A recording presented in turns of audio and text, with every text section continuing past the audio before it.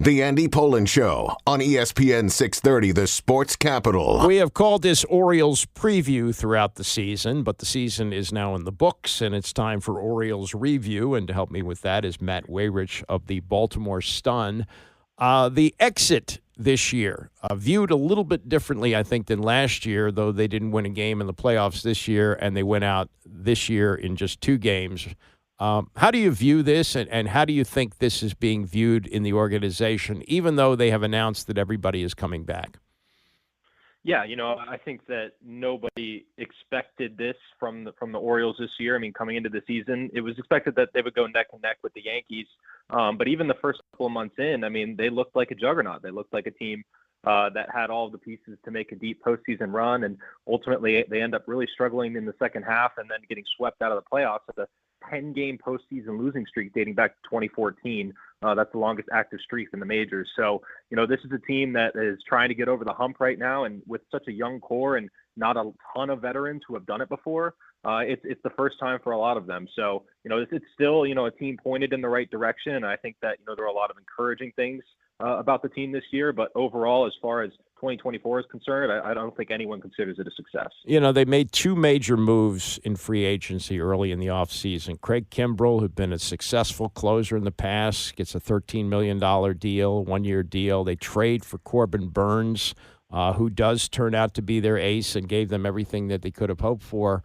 But just too many things went wrong with pitching, too many injuries, and I wonder how they approach this offseason. Will they load up on pitchers, or will they hope the ones that had to go out because of various surgeries come back healthy next year? Yeah, I mean, Kyle Bradish and Tyler Wells are certainly not expected to be ready for opening day, probably not until the second half, if not even closer towards the playoffs. So, as far as their opening day rotation is concerned, Zach Eflin is probably their de facto ace right now, with him being under contract for next season. But, they've got a Corbin Burns-sized hole to fill in this rotation, and there's not a ton of options in free agency to fill it with somebody else, unless you're really going to pony up for Burns or a Blake Snell. So we'll see what kind of priorities they make. I would be shocked if they didn't acquire some kind of starting pitcher, especially with John Means also probably departing the organization as well, being a free agent. So, they have some backfill options internally that I think they're pretty bullish on. Albert Suarez had a pretty strong year, and Cade Povich is one of their top pitching prospects, so I think that showed a lot of signs down the stretch. But ultimately, I think there's still going to be a need in free agency to fill. Correct me if I'm wrong on the timing. This time last year, I believe the Angelos family still own the team. Is that correct? That's correct. It was sold right at the end of January. Okay, so as free agency was starting, it was still under Angelos ownership. Now David Rubenstein owns the team. Do you think that they will be very active in free agency and spend money because of that? They've definitely played coy on that so far. Mike Elias did say that he will have the resources to spend in free agency. With all of the players that they have on arbitration, they actually lead the majors in arbitration eligible players, 15 going into this offseason. So there's going to be a lot of raises internally for players already on the roster that have to be taken into account. So their payroll will probably grow just because of that. But, with even the money coming off the books for Craig Kimbrell, for Anthony Santander and Corbin Burns, I think there is some room there to add money in free agency to spend. And certainly I think that their payroll limits are a bit bigger now than they were before. So while they haven't exactly, come out and said, we are going to spend, we are going to be major players in free agency, this is obviously still a small market team. Mm-hmm. But at the same time, I do think that their financial might that is much greater than it was this time last year. Yeah, and I think Mike Elias, we've learned, likes to keep things close to the vest. So he may have the green light, right, to do this, but he's certainly not going to tell us. Certainly. And, there's plenty of ways that they could address the roster as well. You talk about the pitching staff. I think the bullpen, even though Felix Bautista is coming back as closer, could probably use an upgrade. And the lineup really was the problem for the second half, which is kind of crazy because if you look at everybody's numbers across the board, nobody really had a down year offensively other than maybe Adley Rutschman, who certainly was an all-star but also struggled in the second half. So, where they make offensive upgrades, I think is something to look at too, with the lack of veterans, as we mentioned. Potentially, maybe they look at first base, maybe they look at some trades. I think that this is a team that could be major players this offseason, maybe in ways we aren't expecting. You mentioned Rutschman and the drop-off, and there was a game in late June, I guess, where he got hit on the hand, and his numbers did drop off dramatically in the second half where he hit under 200. Do we have any clarity on that injury, or will we find out something about off-season surgery? What's your sense of why it happened that way? Yeah, they haven't said anything about an injury. We've asked several times throughout the end of the season, asked Rutschman directly, asked Brandon Hyde, asked Mike Elias, and nobody has indicated that he's been playing through anything more than typical bumps and bruises that a player might play throughout the season. So whether or not a surgery comes from that, I don't know. But certainly, the difference as far as his offense production is striking. I think Brandon Hyde did say that he was pressing a little bit, and I think you could see that somewhat in his kind of swinging for the fences type approach, even though his bat speed kind of dropped off a little bit. So it's maybe he was trying to make up for the guys that were hurt and, was just pressing, being in that number 2 spot in such a crucial spot in the lineup. I don't know, but I think that that's one of the biggest questions that faces this organization as it heads into next season.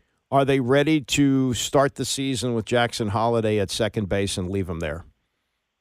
I think that they saw probably enough from him down the stretch that he is going to be part of that plan. We'll probably come into spring training and say, we'll take a look at him there before making that call. But I think that I would be shocked if we went to opening day next year and he wasn't at second base and Jordan Westburg at third. I mean, Ramon Arias did have a great season, especially down the stretch when they were missing a lot of guys. He stepped up in a big way. And I think is a bit of a luxury as far as bench goes to have somebody who can, come and play third base, second base, first base. But I would be very surprised if we didn't see Jackson Holliday starting at second base on opening day in Toronto. We're talking to Matt Weyrich, who covers the Orioles for the Baltimore Sun. It's been an interesting ride for Brandon Hyde. Most managers don't have the opportunity to do this, to go through a rebuild, and then when the team gets good, to lead them. But the bottom line is they've been in the playoffs 2 years. They're 0-6 and have performed well below expectations. I know he's been going to be back next year, but how long is the leash, and how long do they ride with this with a manager who at this point is expected to go with a good team much further in the playoffs? Yeah, I think that with as far as how far he has helped bring the organization to this point, as far as regular season success, I think he deserves some credit. They obviously made the playoffs in back-to-back years. That's not something that this Orioles organization did in decades. And I think it would have been a major surprise to see Brandon Hyde not brought back for at least one more go at this. Obviously postseason is a different animal. And this is now the barometer that I think we can officially place on the Orioles as far as what their success is how far they do go in the playoffs. Last year it was just getting there was such a big win for the organization. This year, getting back with the emergence of some of their other young stars. But, I think the fan base made it very clear that this season they were expecting more out of this team. So, I think that's something that he's going to have to do, is lead them deep into the playoffs next season. I think, we saw in D.C. with Dusty Baker that back-to-back, 96-win seasons was not enough. NL East crowns, I think we're now looking at a similar situation here. As far as, okay, they can get there, but what can they do from there? Yeah, I mean, we saw that here in Washington in the early days. There was like a bridge manager in Manny Acta, and then, they were ready to bring in established guys like you mentioned in Dusty Baker. Matt Williams was a complete disaster, but, they had the veteran guys, and then they ultimately win with kind of a Brandon Hyde. He'd never been a manager before, Davey Martinez, and has proved to be an excellent manager here. And they're going the other way with him. He got to have a good team early on and then go through a rebuild. So I guess maybe they look at that as something of a model, that there will be patience with Brandon Hyde. Potentially. And, Davey Martinez and Brandon Hyde both come from the same tree as well. They coached together in Chicago under Joe Madden. Right. So, similar lines of thinking there, I think, as well, as far as their managerial style. So, yeah, I think they're both guys that have different styles as far as how they lead a clubhouse. And that, I think, is also something in Baltimore that is getting a close look as well. Potentially James McCann, who's one of the big clubhouse leaders, free agent this offseason. Do they try to shake up their culture a little bit to see if that can change some things? I think that all plays parts. And we're going to see, like I said, a different barometer here as far as, what can they do? Obviously the expectation will be to make the playoffs, but what is he going to do to change his managerial style in the playoffs to adapt to that kind of stage? Last thing, and this is impacting Washington as well. It's a business story. What's the state of Masson, and what do you think will happen with the Orioles and or Nationals telecasts?